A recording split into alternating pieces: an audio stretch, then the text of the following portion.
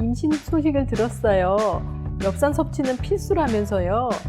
임신 중기가 들어서 빈혈이 생겼어요. 철분제는 어떻게 섭취해야 되나요?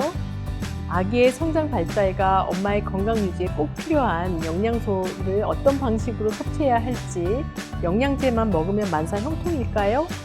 임신부들이 궁금해하는 영양제 이야기 지금부터 함께 해보도록 할게요. 안녕하세요. 차병원 상과 전문의 박희진 교수입니다.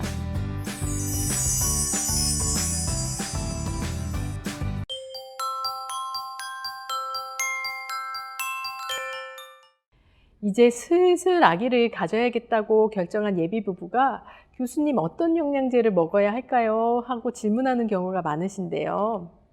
앞서 임신을 경험한 주변 사람들로부터 영양제를 먹어야 한다는 이야기를 많이 들으셨을 거예요. 하지만 어떤 영양소가 어떤 기능을 발휘하는지 정확히 알지 못하는 경우도 많고, 따라서 임신 중 중요한 영양 성분에 대해서 알아보도록 할게요.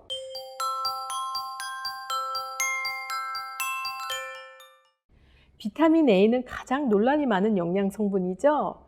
비타민 A로 알려진 레티놀이 들어간 여드름약을 복용하다 임신이 되면 기형아를 낳을 수 있다면서요. 여드름약은 끊고도 오랫동안 피임을 해야 된다고 들었어요. 등등 걱정스러운 이야기를 들어본 분들이 많으실 거예요. 그러나 비타민 A는 태아의 폐와 같은 중요한 장기를 형성하고 또 면역에 중요한 필수적인 영양소이기도 합니다.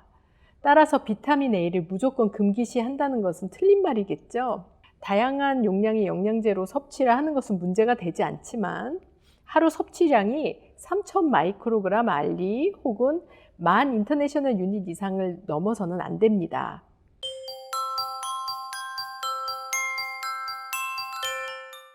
비타민 D가 부족하면 임신 중독증, 임신성 당뇨, 저체중아 혹은 또 산후우울증의 증가 등 임신에 나쁜 영향을 끼치는 것으로 알려져 있습니다. 면역기능 조절과도 관련성이 있어서요.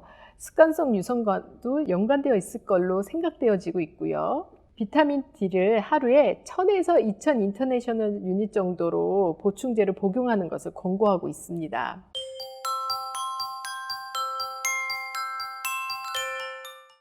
엽산이 임신 중 정말 중요한 영양소라는 것은 많은 분들이 아실 거예요. 엽산은 비타민 B9으로 부족한 경우에는 태아의 뇌와 척수의 선천성 기형을 유발하는 신경관 결손이 일어날 수 있습니다.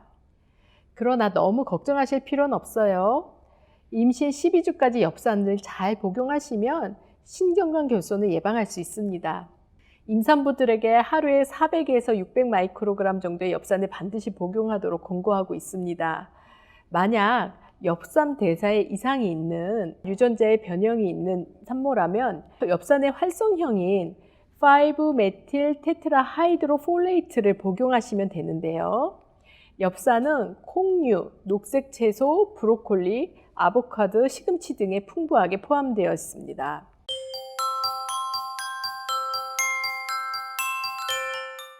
철은 임신부의 빈혈 예방을 할 뿐만 아니라 태아의 신경 발달에도 중요한 역할을 합니다.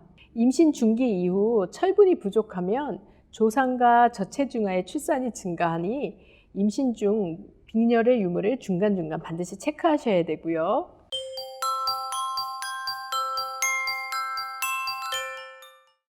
요오드는 신진대사의 기본이 되는 갑상선 호르몬을 생산하는 데 필요한 영양소죠. 또 태아의 성장과 신경학적 발달에 매우 중요합니다. 요오드 부족은 향후에 인지기능 및 신경학적 발달에 나쁜 영향을 미치지만 과도하게 섭취를 해도 똑같이 나쁜 영향을 끼칩니다. 특히 갑상선 질환이 있는 경우에는 요오드를 과다 섭취했을 때 갑상선 기능에 갑작스러운 변화를 야기시키므로 주의하셔야 하고 주기적으로 갑상선 기능을 검사하셔야 합니다. 평소 미역이나 다시마 등 해조류를 자주 섭취하시는 경우에는 요오드를 따로 보충하실 필요가 없습니다.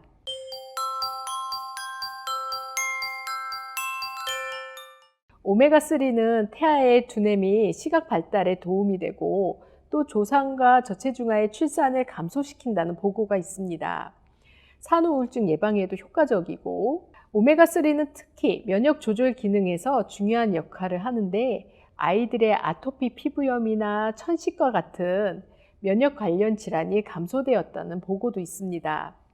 오메가3의 경우 매일 200mg 이상을 섭취하는 것이 좋은데 아보카도나 호두, 해산물 등의 오메가3가 다량 포함되어 있고요.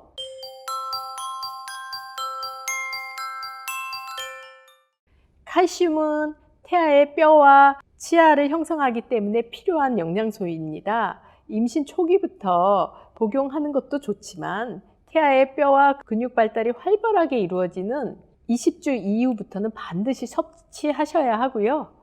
칼슘이 충분하지 않을 경우에는 산모의 칼슘까지 태아에게 전달되면서 산모의 골밀도가 낮아지고 향후에 골다공증이나 골감소증이 발생할 위험성이 증가를 하겠죠.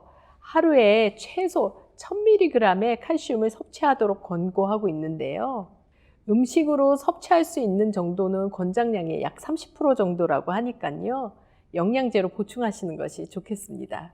칼슘과 비타민 D는 함께 복용하면 체내 흡수율을 높아주지만 철분제와 함께 복용하면 흡수를 방해하니까 주의하도록 하세요. 칼슘은 우유나 치즈와 같은 유제품, 두유, 콩, 생선 등에 많이 포함되어 있습니다.